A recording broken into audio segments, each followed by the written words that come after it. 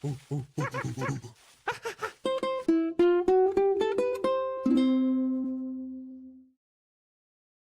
Patching Podcast, where we go bananas about all things tiny models, coaching, and more. My name is Murillo. I'm joined by my friend Bart. Hey, Bart. Hey, Murillo. Hey, nice. New place, huh? New place. So for We're, people going places in the world. Yeah, that's not Yeah. true. We are going places. We started in Murillo's closet. Yes. We came out of the closet. Now we're kind of in an office. Kind of an office. Yeah, indeed. So you may hear I feel like we still need to do some. I feel like it's a bit echoey, no? Yeah, we probably need. What do we need? We actually have We have some fur. Maybe we need more fur. Maybe we need more fur. Cool. But yeah, now we're gonna. It's a nice place. I'm excited about this change. You know? Definitely. It's gonna be good. What do we have for this week, Bart? We have a lot, right? We do have a lot. We have a lot to get to. I'll kick it off. We have a tiny 7 million parameter network called the Tiny Recursion Model claims big reasoning gains by looping on its own answers. It reports 45% on ArcAGI1 and 8% on ArcAGI2, challenging the maker is better reflex with recursive updates. If small models can reason cheaply, startups get new room to build clever agents without big tech budgets. What is this about? So this is a paper from, I think, Samsung, I want to say. People from Samsung. So we can take a look here. Yeah. And basically they propose a new architecture. So it's they call it a tiny network. And it's recurrent. So in the sense that the output of the previous iteration goes back in. And it's also a reasoning model, right? Yeah. So I'm putting a lot of things together here. So recurring means that the output comes back in. That's not how LLMs work. And reasoning model is like when you have the LLMs, they have like a scratch pad kind of, right? And then they put some things on paper, but then they just use it as intermediate steps, right? So it's a bit bold, putting both things combined. And they actually shown that like training a new model from scratch with not that much data can have very good performance on some benchmarks. So I think some benchmarks specify here like the ArcAGI, and I'll talk a bit more later, but they perform on par or even better. I think I went on the results later down the table, and I think they perform even better than DeepSeek or Claude 3.7, you see? So their actually model was one of the best ones, except for Grok, actually. But considering that it was very, very small models, very little data, is actually quite impressive. Of course, for other benchmarks, I would imagine they would do way worse. And there was some information there, and these benchmarks are geometric puzzles. Yeah, indeed. So that's what I also wanted to touch on. But maybe just real quick as well, they also mentioned hierarchical reasoning. So this is a paper that was inspired by that, which also has like it's a similar kind of setup, but it's a bit more complicated. So this is actually a simplified version. The hierarchical reasoning model, there was like two networks, and it's almost like you had two different persons, and one is on the board doing the more daily, like the more hands-on tasks, and then the other network would be just kind of saying you're in the right direction, keep going like this. Interesting. So it was also like the different way of looking at it. And then there was like a feedback loop that was faster, like a loop that was faster on one of those, and the higher hierarchy, I guess, like the overlooking model also had a slower one. And then the ArcAGI. So that's what I also wanted to bring here in the discussion. Do you know what the ArcAGI is? ArcAGI, this is the benchmark, right? Yes. Do you know what this is? Looked into it. So I looked as well. So the ArcAGI, so this is Arc3. ArcAGI is basically Arc stands for where is it? Abstract and Reasoning Corpus. And AGI is Artificial General Intelligence. So it's actually created from the same guy from that created Keras, I want to say. And he was basically arguing this little video here. We'll put also on the show notes. He basically argues that a lot of these actual benchmarks, it doesn't really demonstrate intelligence, right? A lot of times if you see a lot of data, if you like a monkey can copy things, you know, like it's not, what is really intelligence? Okay. So this benchmark was designed to tackle more of the intelligence problem. And what they do is that they have, so you can, for people following the video, I'm also going over the website and there's like a play humans and build AI. And basically the idea is that they have inputs and outputs, but it doesn't tell you what the rules of the game are. And then the model needs to figure out by itself what does it need to do to actually accomplish the task. So I played a bit with this. So this is an example, right? So you can play as a user, and then you have the commands here. So just let me share this right screen. So you have like a little interface here. You have like the arrows, so like what you can do, and then you kind of have to like play around and then see what is actually the goal, right? So in the beginning you don't know, and the idea is that you need to that you need to let the model needs to basically figure out what it is. And that's Okay. how he defines that's intelligence, right? Interesting. And apparently for these types of things, well, that's what I'm assuming from the paper, right? The tiny network, the tiny reasoning, or what's the tiny networks? I forgot how they called it. It's like the tiny recurrent network, TRM. They're actually good at these tiny things. recursion model. Yeah, tiny recursive model. Yes, exactly. They're actually good at these things, which again doesn't mean that it replaces a ChatGPT, right? Because maybe actually a lot of the stuff that we ask ChatGPT is not an actual intelligence according to the definition that they have to give.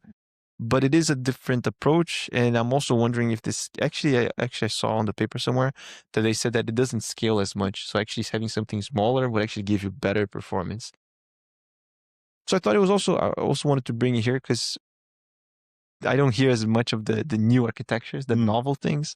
And I also thought it tackled a different kind of problem. I also learned about the ArcAGI. So what do you think? Yeah, very interesting. The ArcAGI stuff makes me, like the example that you just showed, makes me think about this game that has been running on Twitch for a while, Pokemon basically. And I think it's the Game Boy version of Pokemon that they're playing. I'm not 100% sure. And they have like all kinds of models trying to get to the end. And actually, like it's super inefficient. It tries hundreds of different things. And the first time that it actually successfully finished the game was with the release of ChatGPT 5. Really? That's very recent. But the type of game is also like you don't, like there's probably a manual somewhere out there, right? But Yeah. to figure out the fitness function basically, how to play this game and how to improve in it. But they didn't give them the instructions to the models. They just kind of say, these are the inputs that you can do and you can monitor the output. Yeah, exactly. And I'll give you rewards based on the output, but I won't tell you exactly, what led you to that reward. Yeah. Okay. But it's interesting to see these new architectures. It's actually the first time that I'm reading on this. Yeah. So that was the beginning when I was trying the game, right? They said that the model was like easy for humans, hard for AI. And then I went to post like, this is fucking hard. Then I really like, no kidding. I was really like reflecting. I was like, am I intelligent or am I just like a well-trained monkey, you know, just repeat stuff? Like I had a bit of an existential crisis, but I figured it out eventually. But I do wonder how because it's apparently good in these type of quote unquote puzzles, but in games without instructions. I do wonder how they train it on this. Yeah, that's true. Whether there is no risk of overtraining on this. Like, are they also testing this on? Yeah, I'm wondering how they do this. Probably in the paper, right? Probably in the paper. Yeah, need to fine comb through it, but because they also different versions of the benchmark, so maybe they also trained on one before or not, or I don't know if it's just. Actually, it's a good question, huh? Because also training on unless you train on a different version of the benchmark, but it's also kind of cheating in a way. I don't know. Yeah, and I would also maybe, because they're saying that these type of models score way better on these benchmarks, I would maybe also argue that LLMs are typically not optimized for this type of interaction. Yeah, indeed. And that's what that was also what I was thinking. Like, I understand what the relevance of this benchmark is, but at the same time, it's like you're being very narrow about your definition of intelligence. At the other side, like these are 7 million parameter models, which are super efficient when you compare to what is out there. So that's definitely indeed. Even strong argument for going further in this field. For sure. Even the other model that they mentioned, like the hierarchical hierarchical reasoning model, the HRM, it was also like 27 million parameters. So they show they work well, but this is even a step smaller, right? So yeah, again, I think it's thought it was pretty interesting. Again, not sure if they have a huge impact on our day-to-day yet, but who knows? Probably I probably would have said the same thing about transformer architecture when it just came out, right? And now we're here. True. All right. Else, Python 3.14 is out. Python 3.14's free threading, No-GIL, finally lets plain threads run CPU work in parallel, not just I/O. Lucas, a friend of ours, is for model inference and async apps and shows how to try it out fast. Throughput isn't everything. If latency matters, this could shift Python's cost and architecture math more than any other auto-scaling button. Python 3.14 is out. Did you know that, Bart? I did know that it was out, but I haven't really looked into what exactly was released with it. Yes. So one of the things that was released, well, with an asterisk, and I hadn't seen this for myself. I just saw like people on my network sharing about this, that actually the free threading, the No-GIL, is actually out with an asterisk. It's not the default yet. You need to kind of set some flags, and I don't know if you need to rebuild it, but like maybe you don't need to rebuild it, but like you need to specify that I want the free threading version of the GIL. What is the GIL, maybe for people that this is the first time that they hear? We're a bit on the spot here. Trying to get a Eli 5 answer on this. So the GIL stands for the Global Interpreter Lock. And it basically means that in Python, even though it sometimes feels different, but it can only do one thing at a time ever. Whenever something gets done, it basically locks the CPU just to that job, and then releases it, and then another job. Exactly. Even if today, or let's say before 3.14, you use something like threading. There was already a threading library, and it felt like threading, but in essence, it was not really threading. Yeah, the way I understand is like there were different threads, but like you weren't doing stuff in parallel. Exactly. You would just switch between threads Yeah. all the time. So it was a bit useless in a way. And yeah, I know Python is popular with AI, machine learning, all these things, but it's also because they have an interface with C, and then when you're on C land, then you don't have this problem anymore, right? That's why like NumPy and all these things got really popular, right? Like with Python. So, but now 3.14 is out. This is an article from Lucas Valatka, ex-colleague and a friend of ours, and he makes some interesting points on why we should care about this development. He also points out that now Python is probably one of the fastest interpreted languages, right? Big statement. Is that true? I haven't Good checked. question. I haven't checked.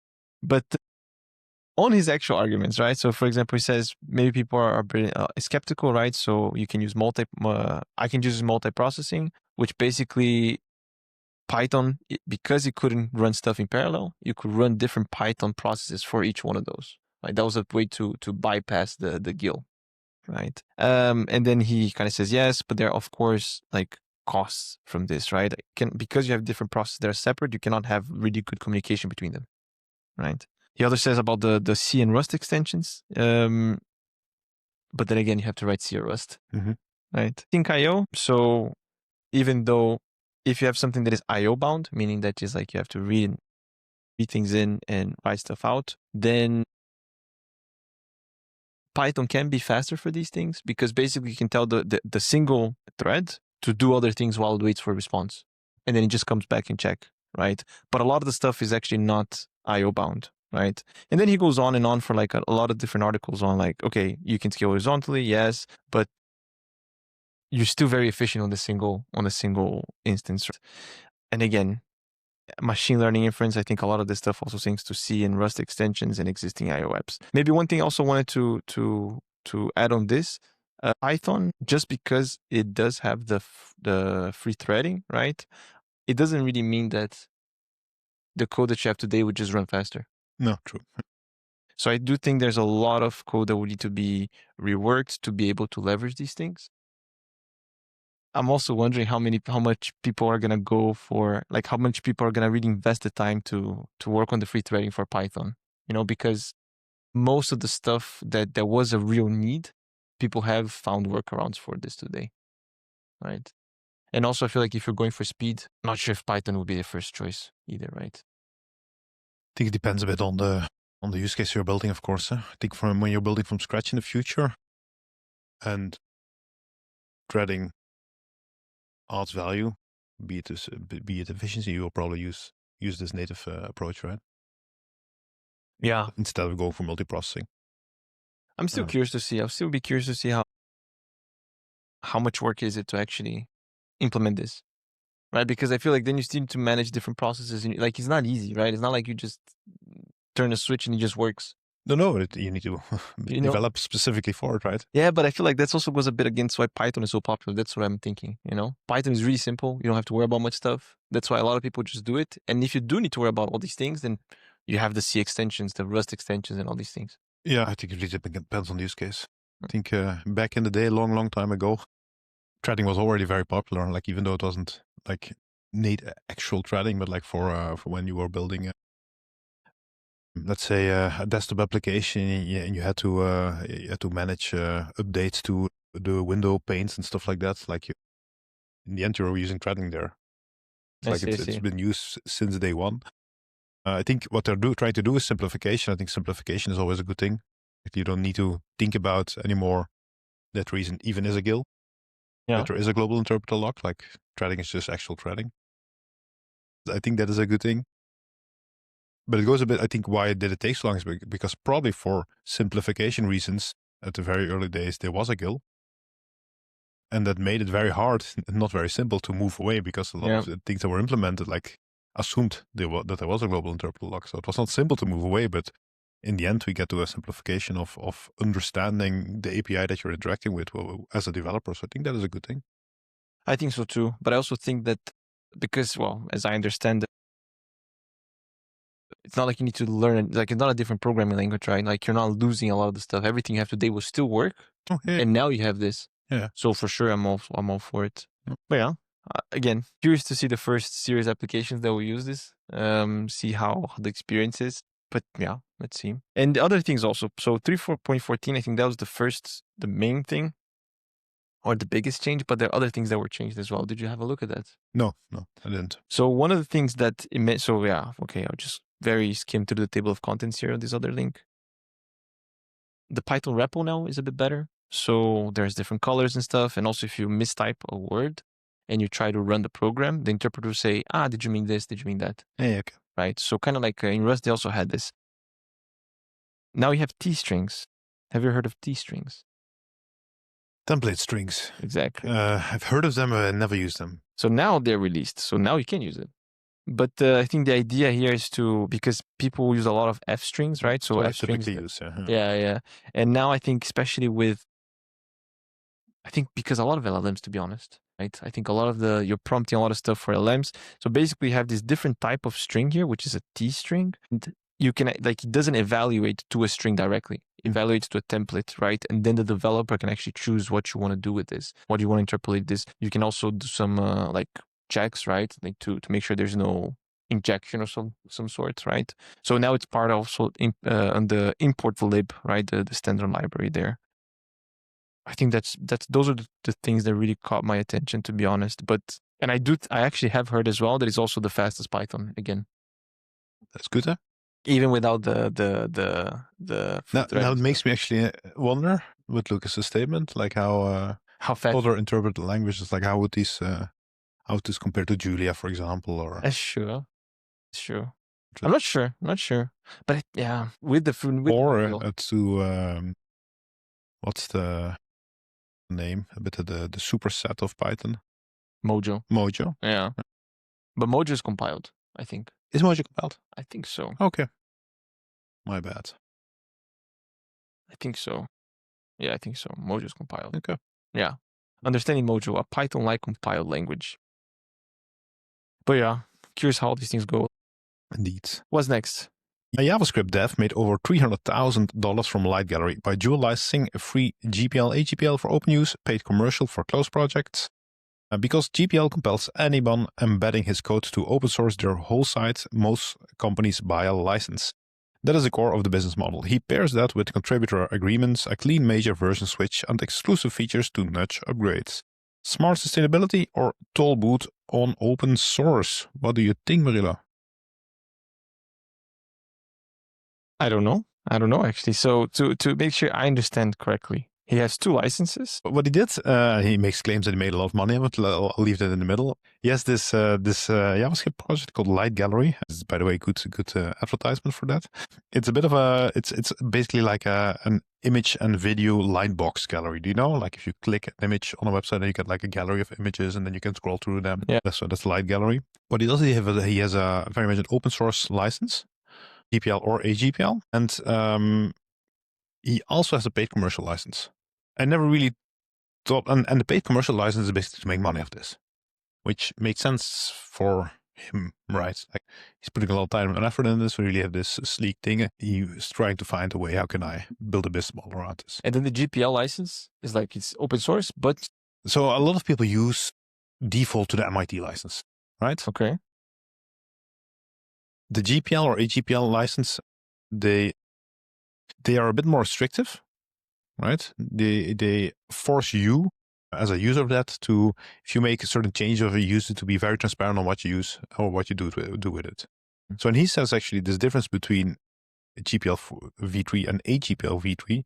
So he says the GPL v3 is best for libraries and frameworks because it's triggered by distribution. So if someone includes your GPL JavaScript on their public website, they must in theory open source their entire website, which commercial companies are never going to do. And AGPL v3, not really relevant for his project, but he says the best for SaaS projects as a service where code is used on a server but never distributed. So the AGPL is basically triggered when a user interacts with that software over a network. And if that is the case, if a user interacts with your AGPL project over that network, like the company again is forced to open source their whole, which you're not going to do. Yeah, I see. It's very easy because it's open source projects. It's very easy for a web developer to use this library. It's like, oh, look, there's this cool, looks very nice, it looks very sleek. We need this.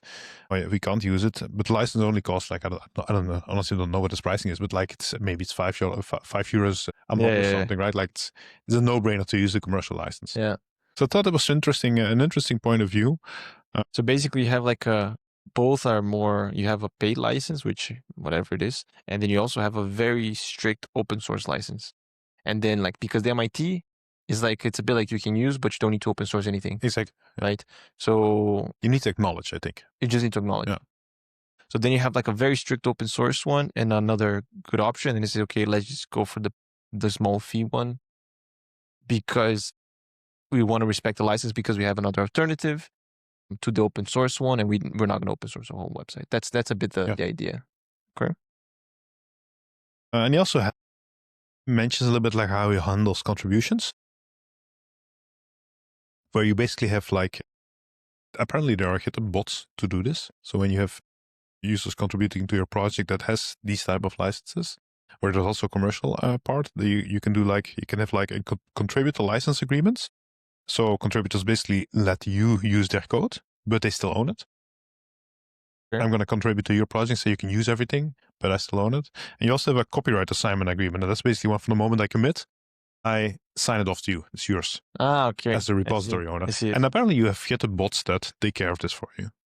That's handy. That's handy, yeah. Huh? And I would definitely imagine that, like, if I'm using Light Gallery and have this a small tweak that I want to do, and it's I'm not gonna care too much. Like, I just want to get it fixed, right? Yeah. I think there's still,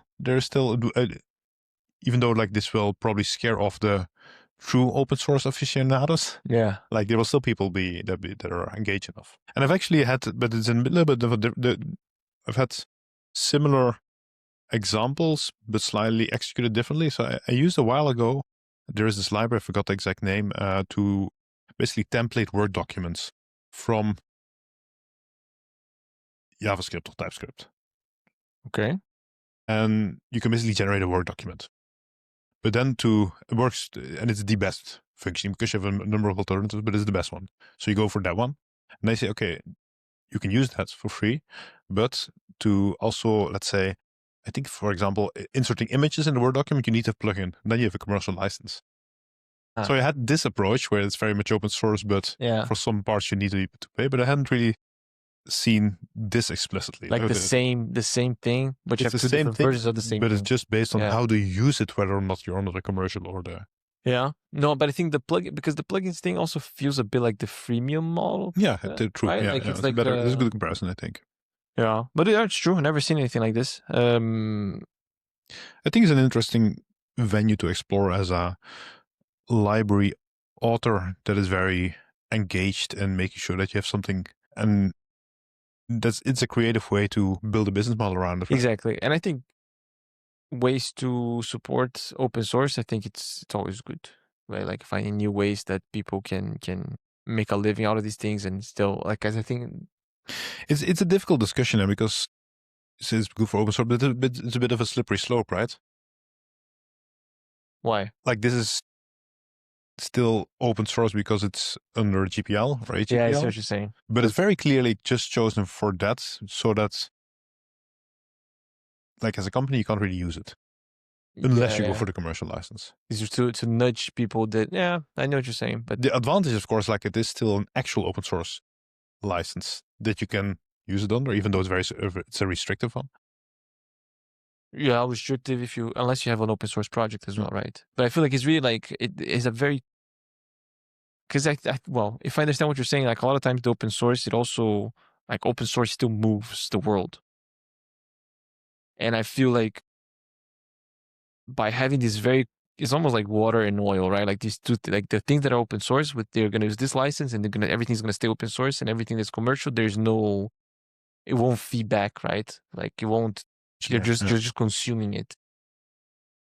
But then, like, I'm also wondering, like, how would this also scale? Like, for if everyone had this setup, would open source be as big as it is today? Would it be probably as not. this? Right? Yeah, that's probably not. So yeah, it's interesting to think about. But I do think that if this is a recipe for success, I think it would be good for more people that are trying to also make a living out of open source to rely on these things, right? So it's always good. Alternatives are always good, I feel. True. All right. And up next, we have the Netherlands takes effective control of Chinese-owned chipmaker Nexperia, citing governance failings and risks to Dutch and European economic security.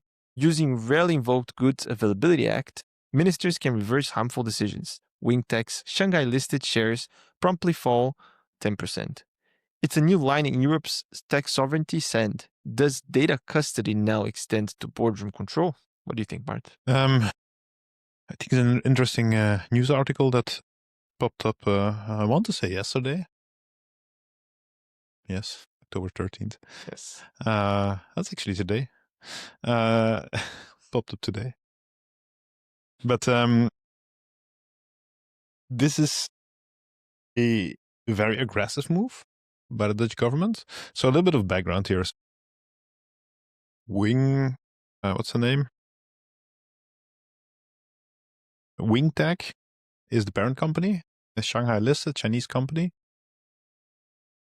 Nexperia is a subsidiary of WingTech, and that is in I think its headquarters resides in the Netherlands. Was bought by WingTech, I want to say in 2016, around that, so not that long ago. It comes originally from Philips, sold by Philips. And they are big in the semiconductor industry, so they make things like transistors and diodes and stuff like that. So not super fancy stuff, but like things that are used throughout every type of electronics that you can imagine, basically, from household appliances to cars, whatever. They're quite big. I think they employ around 1,000 people. And in the Netherlands, or I think in the Netherlands, yeah, I'm not 100% sure on that, but they're big in the Netherlands. And what now happened is that basically the Netherlands, by the use of this act, they have a name for the act, Goods Availability Act. Yes. I'm a bit at loss on the details on that act, but they took away control of Nexperia from WingTech. So that's very big, right? Like, yeah. And to take control means like... So they basically took over the boardroom. So they say that the current board of directors is no longer capable of making decisions. What the next step is, I'm not sure, to be honest. And I was looking into the details on why this decision was made, and today the details, or the public details on that, are still very vague. Like it has something to do that the governance of Nexperia was not in order, and that had to do with security on technology and ownership on technology within the Netherlands and the European region. So that's very vague, right? Yeah. But like cybersecurity stuff, that's the only thing they're saying. Cybersecurity or something like with the knowledge on these products that they're making, that something was happening around that, but it's still very vague what is happening, why this is being done. I added this because it's like, to me, it's a very, very, I think it's a bit unprecedented in the European region. I haven't heard about this, at least.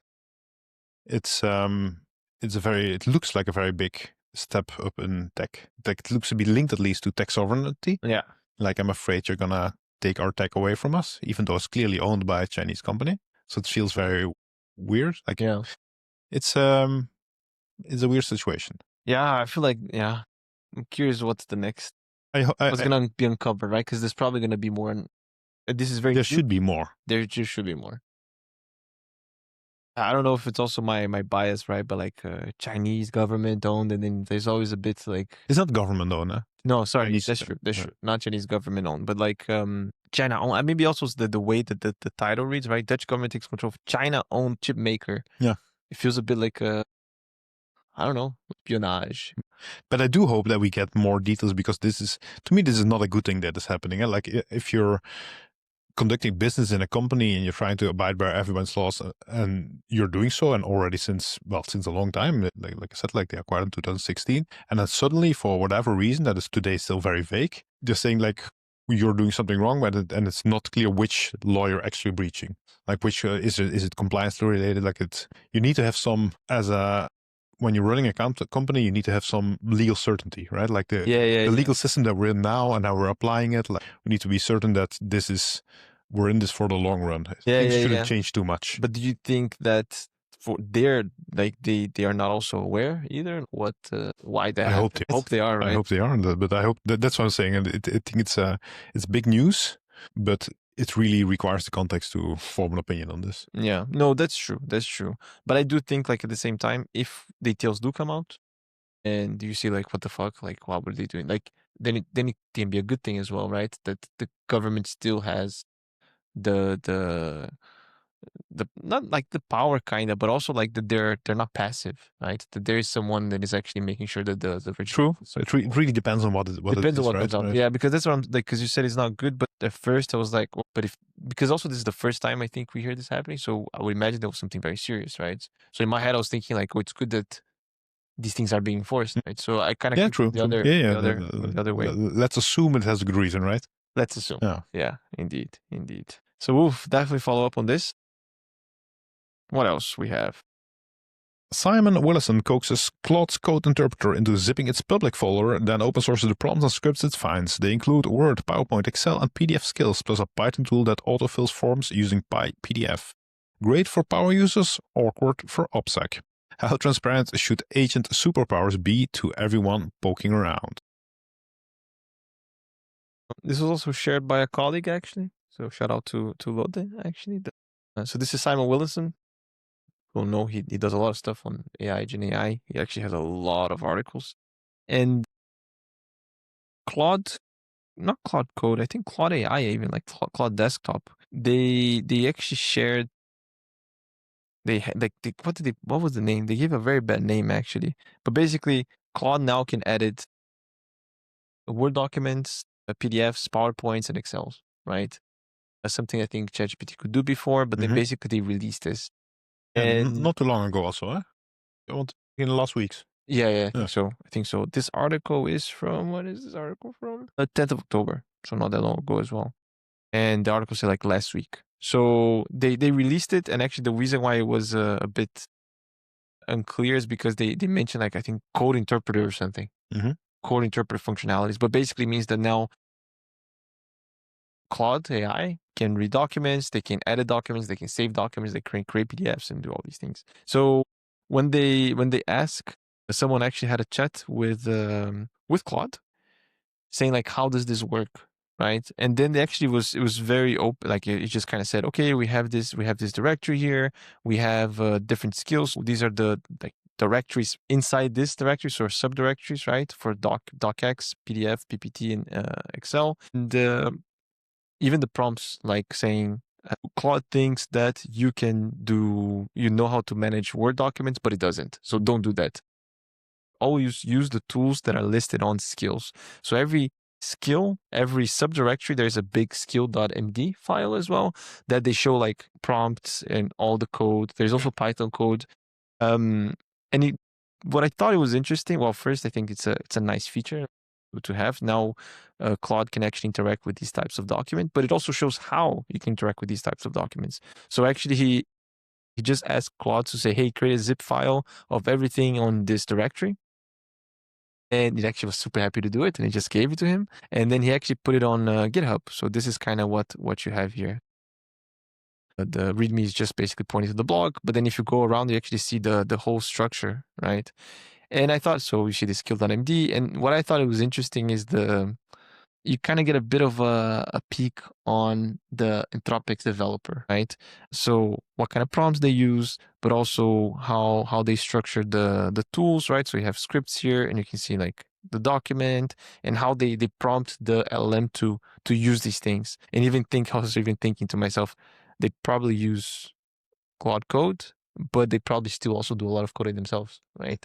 Like with documentation and all these things. The fact that they use a lot of like HTML tags as well for the prompts, just like they say, like, like they have the HTML, like XML, right? Like available skills and then / available skills and then this and this. It also made me reflect on how I prompt things and how I set these things up. For example, one thing that they copy for every skill is Claude thinks that it knows how to manage PDF files, but it doesn't. Use the skills, always use the skills, all caps and all this and all that. Yeah. So I cannot open this here now actually on the chat. So this is a chat that someone else shared, but that he's talking to Claude like, okay, what does this mean? What is that? Explain how this works. Can you share this? Can you share that? So they share everything here. Claude shared everything here, and I don't know if it was on purpose, right? But I think in any case, I think it's good for people to see a bit how things work under the hood, and for me also to think a bit like what can these tools do, what are they good at, what they're not good at, how to prompt, and et cetera, et cetera. Yeah, I think it's always especially for these which are very big models that are being used a lot by the public. Yeah, it's always good to get a bit of a peek behind the curtain, right? Yeah, and I feel like also these people, they're working constantly with these things. They're constantly building tools. So I think also having some like tips, right, from them. Like, this is how this works. This is how that works. This is what worked well. This is what didn't work well. I thought it was very interesting. One thing that also on the article, Simon Wilson says that they also have a lot of nice tools. So like, if you want to manipulate PDFs with Python, you can also just take one of the tools that they have there and just use it. Right. So there's a lot of interesting stuff there. So Cool. I invite everyone to have a look. Right. All right. What's next? London Stock Exchange Group says customers can now build Copilot Studio agents that use licensed data from Workspace and financial analytics through an LSEG managed MCP server. The idea is fewer glue scripts, more governed access. Agents live inside Microsoft 365 but talk to LSEG via Model Context Protocol. So I added this for the simple fact that we discussed MCP servers last week. Yeah, with Snowflake releasing the managed MCP for server. This week, it's the London Stock Exchange Group. We have a managed MCP server now through which you can basically get information on financial markets. That's how I understand it. Via the model context protocol, it's communicated, and it integrates very neatly, apparently, in Copilot 365. But I assume that you can also use it with other MCP clients. The MCP server, like you have, like it says here, Microsoft 365, but I guess you can have any client that you with the MCP server. That's the idea. I think in theory, yes, and in practice, I don't know. They probably integrated very heavily with Microsoft Copilot for authentication and stuff like that. I would assume that's because their release focuses heavily on Microsoft. Yeah, that's what I was also like a bit curious, because MCP should be client agnostic, but they are mentioning a lot of Microsoft stuff. But maybe it is for the authentication. Yeah, cool. Do you know what kind of information you can pull from it or no? No, I don't know. It's financial market information, but I haven't really gone in depth. But it's yet another sign. Like, we see a lot of these things, like official MCP servers coming out. Will we have a MCP server for the Monkey Patching podcast? What would the tools be that gives access to? Find articles, find quotes, or or maybe just asking questions about like give me a summary of the last episode. I think this is a good MCP server of just like no one really thought about. Like they just thought about, can we do it? They build it, and they didn't realize that should we do it. It was like, there's no market. What is there? Yeah, but it's there. Manage and all. Secure. Manage it all. Like, it's just like the message ends up in your Slack and you type back. Yeah, exactly. It's just like automation. Zapier thing. Murilo in the loop. But I think I do mention last time that we see like it's probably going to be something that will continue happening, right? Like, I think it makes sense that like these providers, they have their own. Yeah, and because you also have these, like we also discussed last time, like with OpenAI's agent kit, the canvas builder that they have now, like they have full support for using tools from MCP service. So you no longer only see it in clients like Claude, like ChatGPT, like these type of things, or Copilot, but also in workflow automation tools. Like there's really an uptake of this technology now. For sure.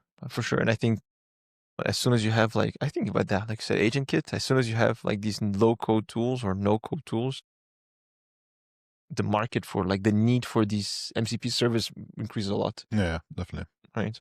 And I think it's good as well. I think the protocol will also mature and other things as well. So it's really, really cool. What else we have? A women's health editor trains 6 weeks with Runna, Strava's new coaching app, and likes the tailored paces, reminders, and tidy interface. Amid TikTok critiques of aggressive mileage, Runna replies, "We don't use AI to generate training plans, saying expert designs them while AI adjusts the progress. Fair deal for experienced runners may be risky for beginners. So how much coaching can an app do before your knees file a complaint?" You're a runner, no, Bart? I would normally say yes, but maybe I should say now I used to be a runner because I've been injured for a shitty long time. But let's not go into that. But you were using Runna. That would be a good excuse. Yeah, It would be easy if you could just blame like Just be like an app. Yeah, exactly. It's this fucking app. Yeah, yeah, I know. It's yeah, it would be easy. Yeah. No, why I put this here, I think it's interesting. Like it goes into bits like there is some discussion in that community that they think that AI is being used to generate training plans, because they typically,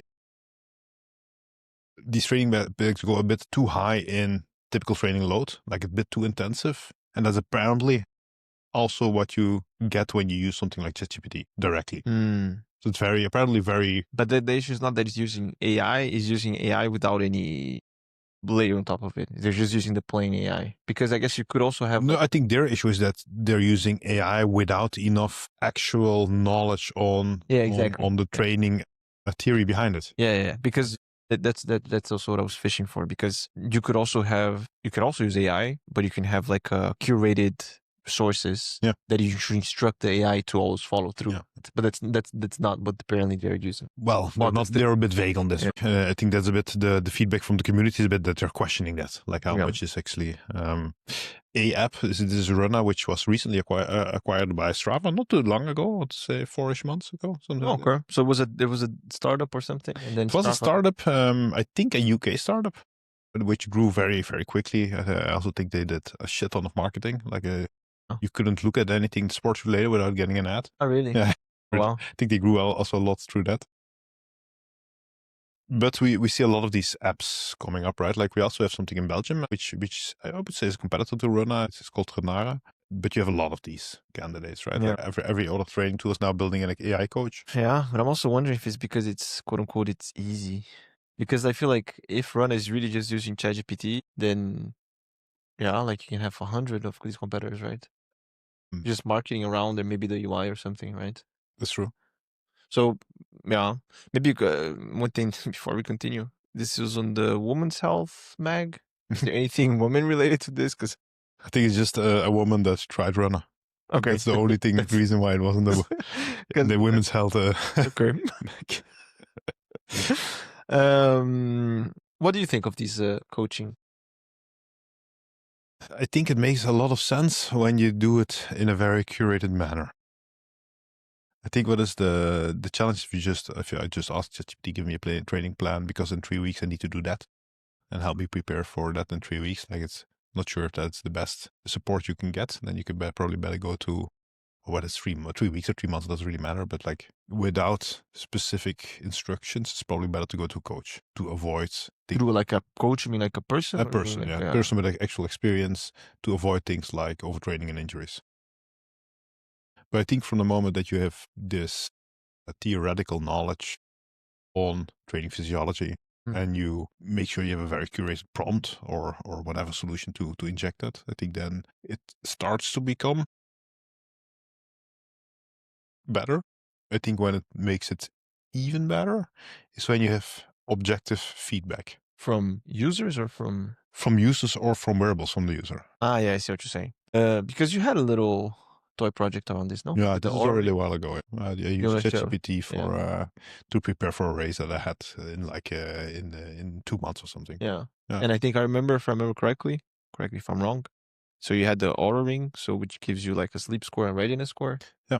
And you also prompted to say, I have this, I want to have, like, I think you said, like, I want to have this much rest and this, and this one's long day, this short Yeah. day. And then you could give feedback after every exercise that would basically add to the same conversation. Yeah. And then you could also add like little reminders like, okay, I did a long run today and I forgot my energy gel, whatever. And then like, right. But then you also prompted to say, this is what I want. This is kind of the routine. You didn't just say, I have a race in 3 months. Get me ready. No, it was according to a certain, let's say a certain framework. Yeah. And you knew already this. That's why I already put it in. Yeah. So, but I think that's like I use, for example, an Oura Ring, but you can also use, let's say, your Apple Watch or a Whoop strap. But I think it's very important to do this because I think as a person, you're not very objective towards yourself. Like if you're preparing for a race and you feel like I'm a bit tired, but like it's only 3 days left to go. I mean, I'm just gonna do the hard workout today, and while for me it's the opposite. It's like I'm a little bit tired. I'm just gonna stay. Like to each their own, right? I just slept 12 hours. I feel like but like something like an Oura Ring or a Whoop or an Apple Watch will probably give much more objective information. I think for sure you need this combination because otherwise an AI can distinguish, which personal coach would probably do, like a good one. Yeah, but I think I agree because I think also you have more touch points. Right? Like the AI has the only interaction the AI has for you is really just the type of text that you write. And I think if you have a user, there's tone of voice, there's body language, there's a lot of more stuff. And I feel like if you just, a person has more context than just the AI has. And I think by adding these other things, you're also giving more context for the model, right? Yeah, I agree. Yeah. And of course, a lot of these things are often baked in when you use an app, right? Like when you use Runna, there's a layer after training. It probably asks you like how it went and stuff like this. Yeah. It's still your input. It's not as objective as your recovery metrics. Yeah. And maybe a question. But I do believe that because I'm saying like it's probably better to go to a coach, I'm saying in this situation, it's probably better to go to experienced coach. For sure. I think you're below average coach. It's probably better to use AI, right? Yeah. So I'm not a runner, right? I did do sports, more tennis and football, for example, but I'm not a runner, and I feel like it's very different disciplines, right? But maybe to be a bit devil's advocate here, like, is it that different? Like, so you could also argue that the training data from the LLM, right? Some of it was also diet, was also running routines, like, and I would imagine that it's not like every 3 months there's a new running regimen. It's like, oh yeah, this is the state of the art, and everything before was bad. True. So in terms of like knowledge, is just the training data of the LLM not enough compared to like let's say an average coach? Would the average coach be able to give you better information? No. With the same? I think an average coach better understands how you're feeling. So you would just be able to ask more the questions and like to get the right context. So it's not about like, if you have the same context for both, they do probably a similar job, but the coach. You're talking about an average coach now. Average coach. Yeah. But even the average coach, she would be able to better poke for the right context, like how you're feeling. So, yeah. Okay, you're feeling a bit tired, but like, is it tired because you didn't sleep well, or is it because do you have pain? But how is the pain? And maybe an LM wouldn't do that as much. That's and I think also, especially when face to face, you have a lot of non-verbal communication. Yeah, right? True. Maybe you have a limp, or maybe you're just a bit like you look. Maybe it's a bit too much. Dragging yourself in. You're walking a wheelchair. I'm fine. You want a wheelchair, like hello. But I get what you're saying. Also, like maybe you can also perform some assessments. Like, okay, does it hurt? Like, try to like push here, like, resist my push. Like, does this hurt? Does that hurt? Etc. Etc. Or also, there are some things I also think it's very hard to explain to AI. Right? Like, my knee hurts when I turn it like this. Like, how do you? Like to you have someone that's like there, you're just showing, and it's like that's what you're pointing, like somewhere here, right here. When I turn from here to here, and I'm looking like towards the sun, it kind of like So I think that's also useful. I think it's also very, very useful. Do you use any coaching running app or anything? No, I have an actual human coach. Did you ever try the actual aside from your little toy project? No, only the toy project. Do you think there is a future for this? Do you think like maybe I think there's already like it's already there's a present big customer base. Yeah, but that's a bit I think the that field is a bit like the challenge there is that the human coach is way more expensive. I mean, you easily try to give a range here, like probably around 75 to, you can go probably up to 200 euros a month Yeah. for a coach that follows you up Yeah. personally, versus paying, what is it? Maybe, I don't know, 15, 20 euros Yeah. for something like Runna. Yeah, it's true. It's a big difference, right? Like, I think a lot of people that are not super serious when it comes to sports or just starting out will very quickly opt for, let's try this out. And I'm also wondering, like, the people that are not really into running or people that are starting, who do you think they're the ones that actually should be the more careful? You know what I'm saying? Like, maybe like you don't know, like you're an expert runner, or you were, but like you have a lot of experience. So maybe for you to use these apps, it would be not as dangerous as someone that is just starting out. But the person that's starting out doesn't want to invest. Yeah. Right. So it's a bit of a, how do you find the right market for the right things? And maybe one last thing before we move on. What about diet? Would you, because when you're thinking of this, I think of sports preparation and I think of like dieting and all these things.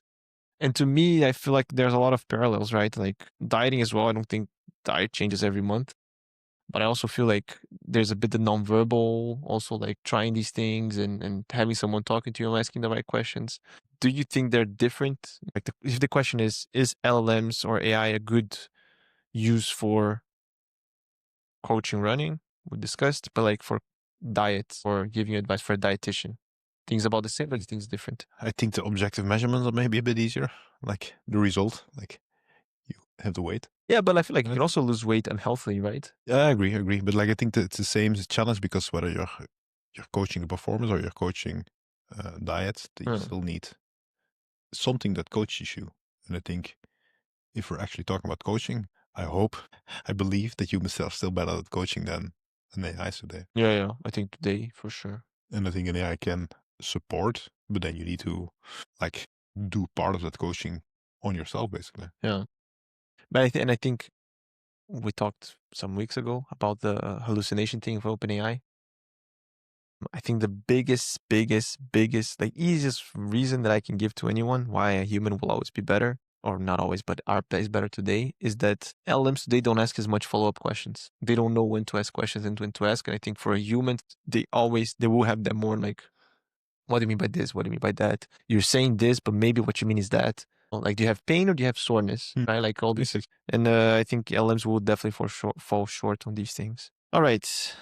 Moving on, we have PostHog lays out 6 easy to make AI coding mistakes. Think big code-based blindness, think context, and quote unquote, let the agent do everything optimism. Their code base spans 8,984 files and 1,623,533 lines. And one engineer jokes, and I quote, Claude code writing Rust is a while loop that accelerates climate change. So lock in guardrails, cursor rules, spec files, linting, and expect more code, more reviews, and yes, more bugs if you don't. Curious about this one, Bart? You shared this? Yeah, this is from the PostHog team. Yes. They basically made an overview on how to avoid common mistakes when using tools like Claude Code or Cursor.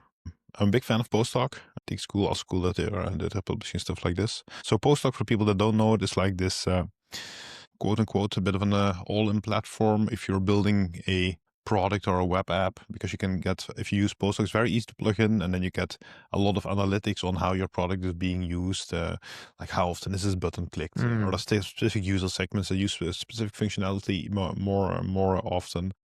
You can easily do A/B testing. You can have feature flags. So let's say for this user segment, we show this feature, for that user segment not. Or so and it's super intuitive, super easy. The website is really cool. The web, yeah, they're a bit of a tongue-in-cheek. The bit very much developer focused. Yeah. Makes me think a bit about like MotherDuck, but same type of tongue-in-cheek humor. Recently, yeah. I think I want to say a week ago, released this blog post, and they say, we'll quickly go over the remarks that they make. You should not treat your big code base like a small code base. which I guess gut feeling makes sense, but I think it's, if you work on a small code base, like a few files, but you start up Claude Code or Codex or whatever, and you just ask it to make changes, and it typically works. And you are, I think, typically it's a danger to just switch to the big project and do the same. Yeah, I would haven't done that yet, but I can imagine, because I think also, yeah, context and like size and like not duplicating things that already exist, yada yada, right? Yeah, and I think they're like then comes to the second thing, like you need to, from the moment that you end up in these big costs, you need to provide the right context, like specific rules, specific guardrails. It depends a bit on what type of editor you're using, how you set this up, right? Like you use claude.d or cursor rules, stuff like this. Third thing is trying to use AI on something you know is not good at. So they say here that it's, for example, not good at Rust. Or specific languages or specific niche dialects. So they, for example, the Hawk query language, like don't use it for stuff it typically hasn't seen too much. Makes sense. Also, but then also, like, how do you know what it's good and what's not good? Just try it out. I think it's a bit experimentation. Yeah, it's also something that you probably should reevaluate as time passes. Yeah, for sure. Right. Being content with your existing workflow. I think we all very quickly fall into that gap. Like, this works, but maybe we should try this other thing. And then actually have like a degradation of the performance, right? Yeah. I have that problem for sure. Like, maybe I should try this. Maybe I should try that. I think for editing the podcast as well, something that I definitely like. I have like a setup, and it's like, but maybe I can do this. I can use this feature, and I can do this, and it's like, no, just do it. Right? Yeah, like, exactly. Another thing they mentioned here is not using AI. It's not a good idea. Okay. Even if you dislike it personally, you should still realize like your competitors are using AI. I see. So so not using AI is the mistake. Is the you mistake. should use AI. Yeah, exactly. Yeah, okay. And your users are almost certainly using it. Maybe the exception here or there. True. Which is a fair point. But then, like, is the argument here saying like, because AI makes you more productive and your competitors are using, or like, why is this? I think your competitors are using it, your users are using it. Like, you need to know what is going on in the world and to. I see. But it's very specific to PostHog, right? Because they are developer focused. Like, they don't have a product for marketing. When it comes to users, maybe. But even there, like if you have like this, I don't know, marketing product that makes whatever generates social posts for you. Like, competitors are also using AI, right? And your users are probably expecting that they can type something and like something gets templated up by an AI. Yes. Right? Like, they think you can make this more relevant in a lot of different industries. So I think what they're saying is like, you should always be touching AI because you need to know what it can do, because people are going to expect you to be able to things that it can do. So just being like, by doing it, you're always going to be up to date. It's a good point. I hadn't thought of that.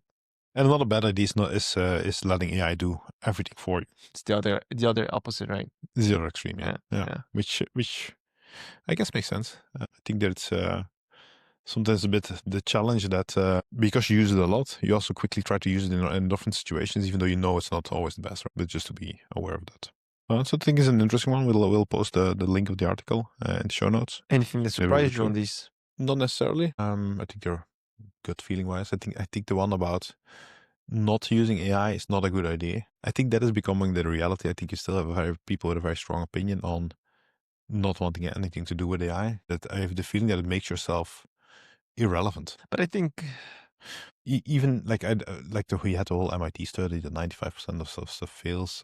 I also saw again the other, I think it was MIT study as well, that like using ChatGPT will make your brain whatever. Yeah, but I think like the reality is that today AI is getting ingrained in whatever we do. Yeah.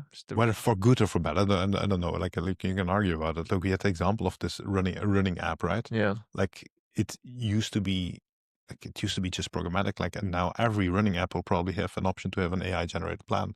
And I think often you don't even see anymore that AI gets used behind that is simply the reality, right? It's getting embedded in everything for better or for worse. And I think probably when we look back in 10 years, a lot of these products have become a lot better than they are now. For sure. They will just keep getting better. I mean, if people are using as well. Yeah, and also the features AI enables. Yeah. Through that. Definitely. And I think this is a healthy stance, right? Like, don't do everything, don't try to do everything, but do something. Let yourself. Yeah. The last thing is you said, like, challenge yourself as well. I heard it somewhere, and I also think it's true broader than just programming, right? Or whatever. That I think it's healthy to not be married to your beliefs, right? Like, always be like, maybe I'm wrong. Maybe let's try this. Maybe let's try that.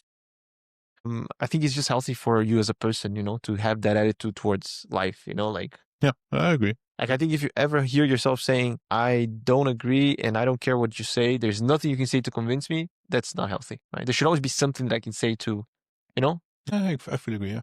And it works the other way around as well. And I think we should every now and then have a look at, like, if we're discussing AI a lot, like, where is this actually helping about? True. Like, yeah, and I think that's the other extreme, quote unquote, right? Like, maybe AI is not the way to go. And I'm happy to consider that possibility as well, right? So let's see. Well, let's see. That is it for the articles we have today. Yeah. We have a little bit of news as well. We have a sign-up link. We have a sign-up link. What for, Bart? Tell me more about the sign-up. You can go to newsletter.monkeypatching.io. And you can basically leave your email address. What are you going to do with this email? You're going to send... Well, that's a big question. You're going to sell this to people to... Yeah, we're going to sell their data. I'm going to get rich off it. Yes. First thing we'll buy is a yacht. Yeah, okay. We're going to be recording on the yacht from now on. Yeah.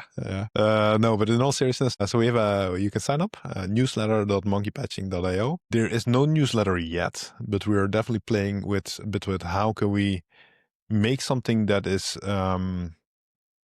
quickly digestible, interesting, something that you can like do a 5-minute read, or maybe not even 5 minutes, like once a week, where that gives you a bit of an overview what happened this week, a bit like the quote unquote paper version of what we're doing here.